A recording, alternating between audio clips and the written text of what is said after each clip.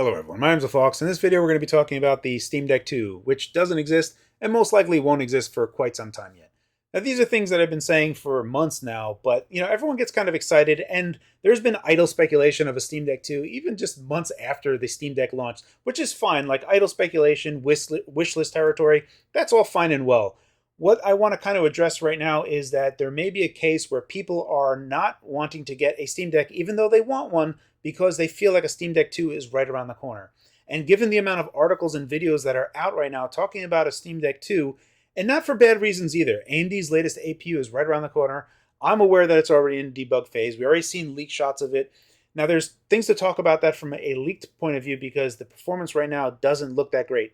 I still have some copium, and I'm going to show you some data sets in another video talking about AMD's Phoenix APU and what we should expect from the gaming UMPCs that are available to us that will be using that latest chipset, and why I still have some hope for it. The first part of this video that I want to talk about on why a Steam Deck 2 isn't coming out this year, most likely not next year either, so we're really looking at like maybe 2025 before we can even start thinking about a new Steam Deck 2, is that the power and performance just isn't there.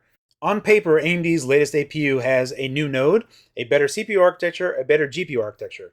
However, in reality, that isn't enough to get us a big enough performance uplift, especially when we're talking about a constrained TDP. Now, my hope was always having it be with 30 to 50% inside the same TDP.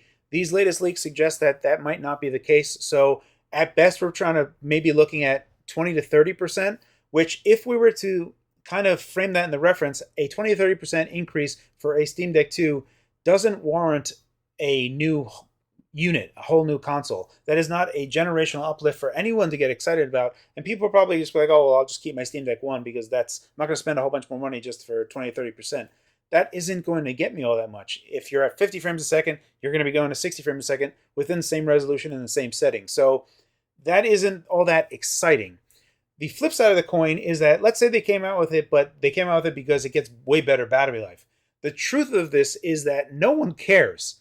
Literally, I tried mentioning this on Twitter that Marico is technically the Switch Pro. It went from 20 nanometer planar to 16 nanometer FinFET.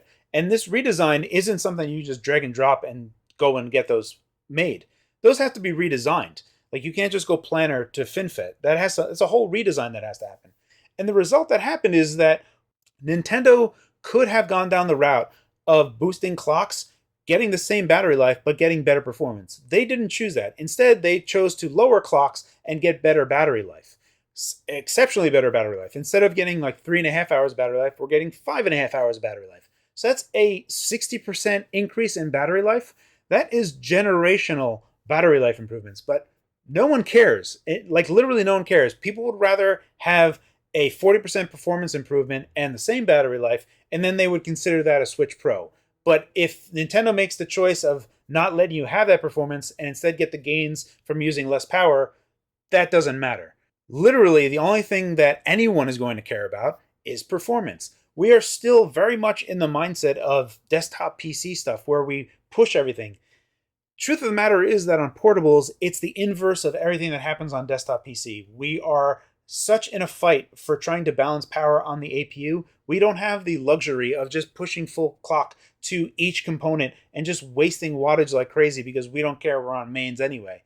What we're looking to do is we're trying to sacrifice some things and battle between CPU, GPU, and Encore to get to some arrangement of decent performance while having good battery life. This is a complete turn on its head, and all of the original conceptions of what's good, like we would overclock a display so you go to 75 hertz instead of being on 60 hertz, we go to 40 hertz.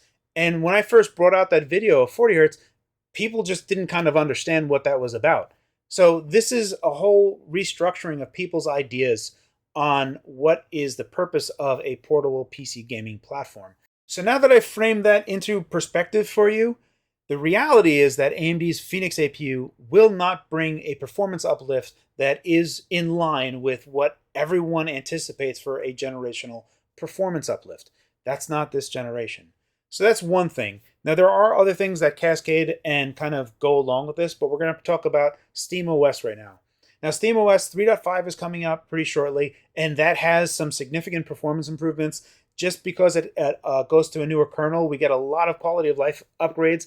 You can stick in an NTFS formatted microSD card, and then you'll be able to read it on your Steam Deck, which you couldn't do before, but now you'll be able to do that. So there's like little quality of life upgrades, but also there are performance upgrades on 3.5.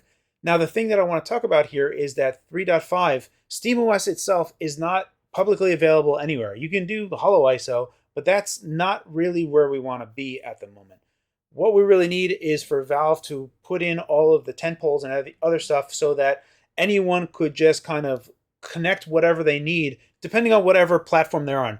Maybe you want to run a different GPU and not just have an AMD GPU, but you need to be able to hook into all of their systems in some manner. All of those hooks don't exist right now, and there's still a lot of piecemeal handcrafted stuff that's on SteamOS that needs to be restructured to be able to release SteamOS out into the wild so that anyone can use it and quickly and easily hook into it so that the quick access manager will work for you on that whatever platform, whatever hardware that you're going to be putting that on. And that's not there yet. So right now, SteamOS and SteamDeck, they're both kind of interlinked with a development platform that everyone gets to appreciate, but they kind of grow together. And there is no space to put a Steam Deck 2 in there while SteamOS itself is not into a technically mature state. I need to back up here a little bit. I don't mean mature from a standpoint that it's not good. It works great. The thing I'm trying to address here is that SteamOS, even though it's way more awesome than it was even a year ago, still has more awesome to get before it can be its 1.0. It's like, even though it's SteamOS 3, we're at 3.5 coming soon and 3.6 and whatever. When we think about this, right, when we look at this, it's still kind of growing with the Steam Deck. And if we were to just inject a Steam Deck 2, now you're kind of doing things on two different platforms. Things could get messy, and it's a lot cleaner to kind of just concentrate on one platform, do everything you need to do, allow Valve the opportunity to kind of take out the scaffolding for all the hand-rolled stuff that they did for the Steam Deck and kind of put in standards on there that'll still support the Steam Deck, but also be available for everything to use. But then even then, we also forget that there has been tons of news about Deckard. Now, Deckard has been talked about for a while, and I still think that this is an avenue that Valve is still interested in doing. I don't see them coming out with a Steam Deck 2 and also the Deckard unit, because these would be like kind of competing resources. So it would make sense that the Steam Deck exists and then the Deckard is introduced either sometime this year or sometime next year. And then we have the Deckard out and the Steam Deck, and both of these are kind of worked on in tandem, and Valve can concentrate resources on them and do both of them as they need to. So these are things that I see as like from a planning perspective that it doesn't make sense to come out with a Steam Deck 2, even if you were to discount all of the performance stuff, the SteamOS stuff. The bottom line here is that Deckard has been talked about for some time now, and there is no doubt that they are working on it to some degree. I don't think that they would come out with Deckard when a Steam Deck 2 was right around the corner either. It doesn't make any sense to me because you'll have competing resources, and it's much easier just to focus on one thing like they did for the Steam Deck. They kind of went all things racing on the Steam Deck. Now it's in a great spot. 3.5 is coming out. It's in a real solid spot. They can kind of just keep on going away on that, chewing away on that, and then release the Deckard and keep on going in that direction until that's into a stable spot before they can even entertain going into this whole other realm for a Steam Deck. So that's really all of the reasons, right? If we look at it from a performance angle, it's not there this year. If we look at it from a SteamOS angle, it's not there yet either. It'll be too much to concentrate on, and it's still being worked on the Steam Deck 1. And we also have the Deckard to think about, which is kind of ominous, but it's somewhere out there. And then there's the reason of why you don't want a Steam Deck 2 to come out too early. And the reason for that is Valve doesn't know how to count to 3. So the Steam Deck 2 is like going to be the last one. So you're going to want that one to be really good. Anyway, that's it for this video. As always, guys, thank you for your time, and thanks for watching.